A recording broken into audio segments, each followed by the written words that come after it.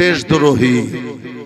ভাই, ভারতবর্ষের উপরে যদি পাকিস্তান বা বাংলাদেশ বা নেপাল বা শ্রীলঙ্কা আক্রমণ করবে করবে করবে করবে ভাব, তখন যদি ভারত সরকার ভারতবাসীদের নিয়ে একটা চুক্তি করে, যারা হিন্দু আছো, মুসলমান আছো, জৈন আছো, বৌদ্ধ আছো, সব জাতির মানুষ আমরা এই চুক্তিতে আবদ্ধ হইলাম, বহিঃশত্রু বহির কোনো বাইরের কোনো দেশ যদি ভারতের উপরে আক্রমণ করে, তাহলে ভারতের মুসলমানরা কি করবে?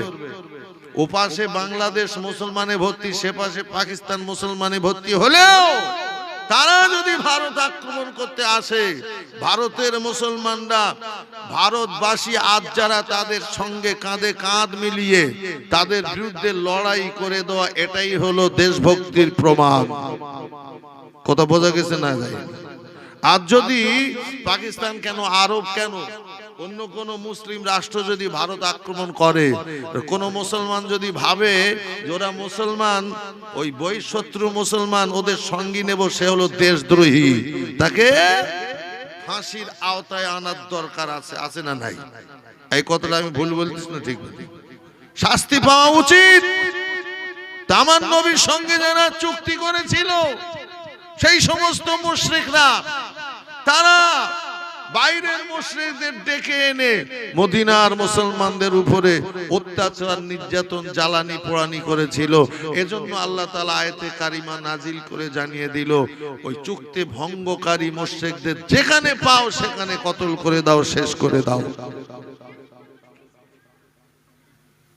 এই কোরআন শরীফে 6666 আয়াতে কারিমায় 500 আয়াত উম্মতের জন্য মানার কথা বলা, তাই তো? 500 আয়াত, বাকিগুলো সব যুগে যুগের ঘটনায় বলে। ও নবীর উম্মতেরা শোনেন, এই অসীম সরকার কেন, অসীম সরকারের ওই গোষ্ঠীর যত কোরআন বিরোধী আছে, না না না, এই বলে তুমি কোরআনকে অবরুদ্ধ করে দেবে। তুমি যেটা বলতে চাও যে কোরআন চলতে দেওয়া হবে না, ব্যান করে দিতে হবে, ওর মতো বেকার, বুঝলেন না? ওর মতো বেকার। সবটা বলবেন না, কম বলবেন। বান্দা আর একটা বান্দার দুটো হয়, তুমি বান্দা আর একটা হয় বান্দার, ও কোন খাতে পড়বে তা আল্লাহই জানে। কৃষি পড়েছে তো আপনারা বুঝতে পারতেছেন নাকি?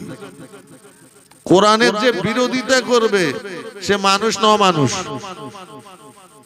আর অমানুষ যদি হয়, সে গরু হতে পারে, শূকর হতে পারে, কুকুর হতে পারে, পারে না? পারে না? বলে একটু কথা বলবেন তো নাকি? শোনে, আকবর সে এক বান্দার, অমুসলিমদের কাছে সে হচ্ছে ভক্তির পাত্র, কিন্তু ইমানদার মুসলমানদের কাছে থুতু পাওয়ার যোগ্য। কেন? আল্লাহর কোরআনের বিরুদ্ধে একটা নকল কোরআনের আমদানি করেছিল, শুনেন না? শুনেন। আর সেই বাজারে 10 টাকা দিত, আর নতুন কোরআন মুসলমানদের ঘরে ঘরে দিত, আর পুরাতন কোরআন সব 10 টাকার বিনিময়ে নিয়ে নিত। দ্বীন-ই ইলাহি বলে একটা ধর্ম আবিষ্কার করলো। কি করলো? জোরে বলুন, কি করলো? দ্বীন-ই ইলাহি, ও কিতাবটা ঘরে ঘরে দিচ্ছে। দ্বীন-ই ইলাহিতে কি লেখা হয়েছে, কোরআনে কি লেখা আছে, দুটো একটা নমুনা পেশ করি। কোরআনে বলা হয়েছে শুকরের গোশত খাওয়া হারাম, দ্বীন-ই ইলাহিতে লেখা হয়েছে শুকরের গোশত খাওয়া হালাল। দ্বীন-ই ইলাহিতে আপনার বললেন না, আপনার কোরআনে বলা হয়েছে চারটে পশু 4 পেয়ে বিশিষ্ট, যেমন হরিণ, যেমন আপনার ছাগল, যেমন আপনার কি বলে উট, যেমন আপনার কি বলে গরু, এই কটা পশুর গোশত খাওয়া হালাল, গরুর গোশত খাওয়া হালাল। আর দ্বীন-ই ইলাহিতে লেখা হলো গরুর গোশত খাওয়া হারাম। কোরআনে বলা হয়েছে সুদ খাওয়া হারাম, দ্বীন-ই ইলাহিতে লেখা হলো সুদ খাওয়া হালাল। কোরআনে বলা হয়েছে জুয়া খেলা হারাম, দ্বীন-ই ইলাহিতে জুয়া খেলা জায়েজ করে দিল। এখন কি বলবেন? বলুন, জোরে বলুন, কি বলবেন? কি বলবেন? কি বলবেন? বলুন, কি বলবেন? বলুন, কি বলবেন? বলুন, কি বলবেন? বলুন, কি বলবেন? বলুন, কি বলবেন? বলুন, কি বলবেন? বলুন, কি বলবেন? জোরে বলুন, কি বলবেন? সুবহানাল্লাহ বলবেন না নাউজুবিল্লাহ বলবেন? একটু বলেন, কি বলবেন? নাউজুবিল্লাহ। মুজাদ্দিদ আল-ফিসানি রাহমাতুল্লাহ আলাইহি কয়েকজন মাদ্রাসার ছাত্র নিয়ে হাজির হলেন। ও মহামতি আকবর, বাদশাহ আকবর, শোনো, তুমি এই করে সারা ভারতের কেন সারা বিশ্বের মুসলমানের ঘর থেকে কোরআন শরীফ আল্লাহর পাক কালামকে যদি এইভাবে তুমি পার করে নিয়ে সমুদ্রে নিক্ষেপ করো আর দিনে এলাহি তুমি যদি এইভাবে জাহির করার চেষ্টা করো, তবে তোমাকে একটা নমুনা দেখাতে এসেছি, শোনো। বলে একজন ছাত্রকে বলল, বলে তুমি শুরু করো। তার বলা ছিল, সে শুরু করলো বিসমিল্লাহির রহমানির রহিম, আউযু বিল্লাহি মিনাশ শাইতানির রাজীম, আলহামদুলিল্লাহি রাব্বিল আলামিন, ওয়ালাদ দাল্লিন। তার মানে পুরো সূরাটা পড়ে শেষ করে দিল। দ্বিতীয় ছাত্র দাঁড়িয়ে গেল, বিসমিল্লাহির রহমানির রহিম, আলিফ লাম মিম, যালিকাল কিতাবু লা রাইবা ফীহি হুদাল লিল মুত্তাকিন আল্লাযীনা ইউমিনুনা বিল গায়বি ওয়া ইউকিমুনাস সালাতা ওয়া মিম্মা রাযাকনাহুম ইউনফিকুনা ওয়াল্লাযীনা ইউমিনুনা বিমা উনজিলা ইলাইকা ওয়া মা উনজিলা মিন ক্বাবলিক ওয়া বিল আখিরাতি ইউকিনুন উলাইকা আলা হুদাম মির রাব্বিহিম ওয়া উলাইকা হুমুল মুফলিহুন। পড়তে পড়তে এক পারার খানিকটা পড়া হয়ে গেল। মুজাদ্দিদ আল-ফিসানি রাহমাতুল্লাহ আলাইহি অন্য একটা ছাত্রকে বলল, সে শুরু করলো, সে ইয়াকুলু সুবহানাহু মিনান নাসি মা ওয়াল্লাহু মান কিবলাতিহিম আল্লাতী কানু আলাইহা। আর একজন ছাত্রকে বলা হলো, সে পড়তে লাগলো, তিলকা রুসুল ফাদ্দালনা বা'দাহুম আলা বা'দ। খানিকটা পড়ার পরে আরেকটা ছাত্রকে বলল, তুমি শুরু করো, লান তানালুল বিররা হাত্তা তুনফিকু মিম্মা তুহিব্বুন। এই কটা ছাত্রকে পড়তে বলল, পড়া শুরু করলো। এরপরে থামিয়ে দিয়ে মুজাদ্দিদ আল-ফিসানি রাহমাতুল্লাহ আলাইহি বাদশাহ আকবরকে বলেছিল, ওই সম্রাট শোনো, মুসলমানের ঘর থেকে তুমি লিখিত আকারের কিতাবগুলো জব্দ করবে, মানে সেটা নষ্ট করে দেবে। কিন্তু পৃথিবীর বুকে কোটি কোটি কোটি কোটি আল্লাহর বান্দা বান্দির সিনায় গোটা 30 পারা কোরআন জমা আছে। ওই হাফেজরা বলবে, আলেমেরা লিখবে, তুমি সকালে সব সিজ করে নষ্ট করে দেবে। আলেমরা লিখবে, হাফেজরা বলবে, সন্ধ্যা লাগালাগি, সন্ধ্যা লাগালাগি আবার গোটা পৃথিবীর মুসলমানের ঘরে ঘরে নতুন করে লেখা কোরআন পৌঁছে দেওয়া যাবে। জোর হলো না? জোরে বললেন না সুবহানাল্লাহ? পারবে? অসীম সরকাররা যেভাবে লেগেছে, এটা ওর একার মাথার কাজ না, ওপরে মাথা আছে আজ না, অনেক আগের থেকে এটা প্ল্যান প্রোগ্রাম চলছে। কিন্তু আল্লাহ ভেস্তে দেবে, নাহনু নাযালনা যিকরা ওয়া ইন্না লাহু লাহাফিজ। এই কোরআন আমার, আর হেফাজতের দায়িত্ব রয়েছে আমার। জোরে বলেন সুবহানাল্লাহ। তুমি ভুল ধরতে গেছো কেন? তোমার আগে আরো বড় বড়, তুমি তো ক ক্লাস লেখাপড়া ভালো, আর যারা অক্সফোর্ড এমএ পাস করেছে, বড় বড় ডিগ্রিধারী, বড় বড় মানে আপনার বুদ্ধিজীবী, তারা বলে কোরআনের ভুল ধরতে হবে, কোথায় ভুল আছে দেখি দেখি দেখি দেখি দেখি দেখি দেখি, দেখতে দেখতে দেখতে দেখতে পড়তে পড়তে প্রেমে বলেন না পাগল হয়ে গেল, দেওয়ানা হয়ে গেল, আর জবানে পড়ে নিল লা ইলাহা ইল্লাল্লাহ, লা ইলাহা ইল্লাল্লাহ, লা ইলাহা ইল্লাল্লাহু মুহাম্মাদুর রাসূলুল্লাহ। বলুন সাল্লাল্লাহু আলাইহি ওয়াসাল্লাম। হাজার হাজার প্রমাণ আছে আমার নবীর জমানায়। ওরা বলেছিল, কি বলেছিল? বলে এটা মুহাম্মাদের তৈরি করা কোরআন, মুহাম্মদ সাল্লাল্লাহু আলাইহি ওয়াসাল্লাম, সকলে বলেন সাল্লাল্লাহু আলাইহি ওয়াসাল্লাম। ওরা তো নবী বলে মানে না, তাই বলে এটা মুহাম্মদের লেখা, মুহাম্মদের বলা, মুহাম্মদের তৈরি করা কালাম। এই কালাম আমরা মানি না, বিশ্বাস করি না। আমার আল্লাহ তাআলা চ্যালেঞ্জ ছুড়ে দিলেন, ফাতু বিসূরাতিম মিন মিসলিহি, ফাতু বিসূরাতিম মিন মিসলি। এই জগতের মানুষ যদি এটা আমার কালাম না হয়, মানতে যদি তোরা না পারিস, আমার কালাম বলে যদি তোরা স্বীকার না করতে চাস, আমার কালামের মতো একটা কালাম, একটা আয়াত তৈরি করে দেখা। চ্যালেঞ্জ। আমার এই পবিত্র পাক কোরআনের ৬৬৬৬টা আয়াতে এই একটা আয়াত, একটা আয়াত লেখা লিখে দেখা। কে চ্যালেঞ্জ গ্রহণ করেছিল? কবি লবিদ, তাই তো? কবি লবিদ, আরবের একজন বিশ্ববিখ্যাত কবি। আবু জেল, আবু লাহাবরা, ওতবা, সাইবা, সুয়াইবারা, উমাইয়ারা তারে ধরলো। ও বিশ্ব কবি লবিদ, এই কোরআনের একটা নকল আয়াত তোমার বানাতে হবে, তৈরি করতে হবে। আমার নবীর তরফ থেকে বিসমিল্লাহির রহমানির রহিম, ইন্না আ'তাইনাকাল কাউসার ফাসাল্লি লিরাব্বিকা ওয়ানহার ইন্না শানিয়াকা হুয়াল আবতার। আল্লাহর পক্ষ থেকে বলা হলো, আমার হাবিব এই সূরাটা আপনি কাবার গায়ে লটকে দিন। আর এই রকম একটা ছোট্ট সূরা অন্য কাউকে বলেন না, কি বলে আপনার তৈরি করতে বলুন, বানাতে বলুন। আমার নবী এই চ্যালেঞ্জ শুনে দিলেন। বেঈমানদের পক্ষ থেকে হাজার হাজার বেঈমানেরা সেখানে শামিল। কবি লবিদ এগিয়ে গেল, পড়তে রইল, ইন্না আ'তাইনাকাল কাউসার ফাসাল্লি লিরাব্বিকা ওয়ানহার ইন্না শানিয়াকা হুয়াল আবতার। ওখানে কি আওয়াজটা হলো?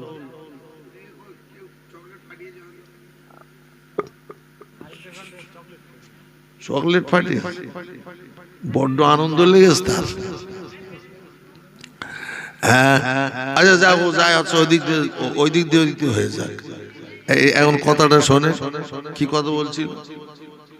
ও বলছে আমি পারবো, পারবো, খুব পারবো, হেভি পারবো, বেশি পারবো। ও কবি লবিদ যে পড়তে রইল, ইন্না শানিয়াকা হুয়াল আবতার, শেষ আয়াতটা আমার আল্লাহ পাকের কালামে সূরা কাউসারের শেষ আয়াতটা পড়লো। ও নতুন তৈরি করবে, হাজার লাইসা কালামুল বাশার, একটা আয়াত লিখে ফেললো, ওর নিচে লিখে ফেললো হাজা লাইসা কালামুল বাশার, এটা হলো আল্লাহর পাক কালাম। জোরে হবে। এবারে তারপরে আবু জেহেল বাহিনীরা বলছে, তুমি কি লিখলে? বলে আমি কি লিখলাম? বলে আমি কবি একটা কবিতার লাইন লিখে দিলাম। তো লিখলেটা কি তুমি একটু দেখো। ও চেয়ে দেখছে, হাজা লাইসা কালামুল বাশার, এইটা হলো আল্লাহ পাকের কালাম, শ্রেষ্ঠ কালাম, মহাবাণী, মহাবাণী, মহাকালাম, শ্রেষ্ঠ কালাম।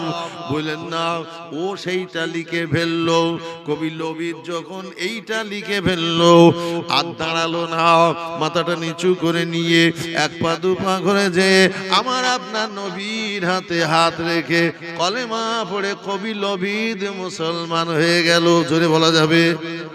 আর একটু জোরে হবে। যে পর্যন্ত ১,৫০০ বছর। হ্যাঁ, একটা কথা একটু বলবার আছে। অনেক অমুসলিমের ধারণা যে ইসলাম তো এই ১,৫০০ বছর, ইসলাম ১,৫০০ বছর, ওরা বলে আমাদের ধর্ম ৫,০০০ বছর। আরে শোনো মিয়া, তুমি যাই বলো না কেন, তোমার দলিল নাই, প্রমাণ নাই, একটা দলিল দিতে পারবে না, প্রমাণ দিতে পারবে না। কিন্তু আমি প্রমাণ দিচ্ছি। আমার মতন চুটকো আলেম কেন, আরো যত বড় বড় আলেম আছে তাদের জিজ্ঞাসা করুন। ইন্নাদ-দীনা ইনদাল্লাহিল ইসলাম, আমার আল্লাহ বলেন একমাত্র কেবলমাত্র আমার মনোনীত ধর্ম হলো ইসলাম। জোরে হবে। আর ইসলামের ঝান্ডা বাহক 2,24,000 পয়গম্বর।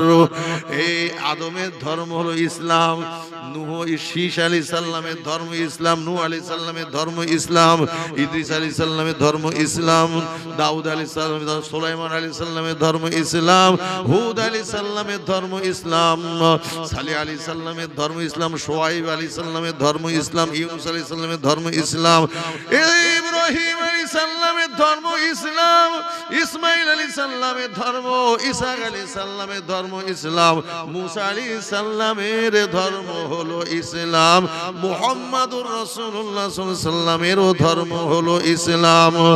এই ইসলামের অনেকগুলো গ্রন্থ, অনেকগুলো কিতাব আল্লাহ নাজিল করেছেন, যা ছোট আকারের কিতাব সেগুলির নাম হলো সহিফা, বড় আকারের 4খানা কিতাব, মোট টোটাল 104 খানা। তো প্রথম সহিফা 10টা সহিফা পেয়েছিলেন আদম আলাইহিস সালাম। প্রত্যেক সহিফাতে নামাজের কথা বলা আছে, ওয়াকিমুস সালাহ। প্রত্যেক সহিফাতে ওয়াতুজ যাকাত, যাকাত প্রদান করো। প্রত্যেক সহিফাতে নেশা ত্যাগ করো লেখা আছে। প্রত্যেক সহিফাতে হারামি ত্যাগ করো লেখা আছে। প্রত্যেক নবীরা নামাজ পড়েছেন, পড়েছেন না পড়েনি? জোরে বলেন পড়েনি? আদম আলাইহিস সালামের জমানায় 2 রাকাত নামাজ, সেটা হলো ফজরের সময়। কথা শুনতেছেন আপনারা? জোহরের সময় 4 রাকাত নামাজ, সেটা ইব্রাহিম আলাইহিস সালামের। আর আসরের নামাজ ইউনূস আলাইহিস সালামের জামানায় 4 রাকাত নামাজ।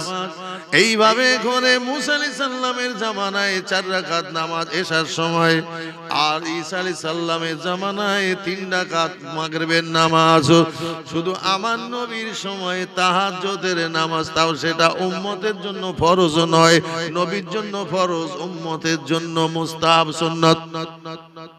আই বুঝতে পারছেন কথা?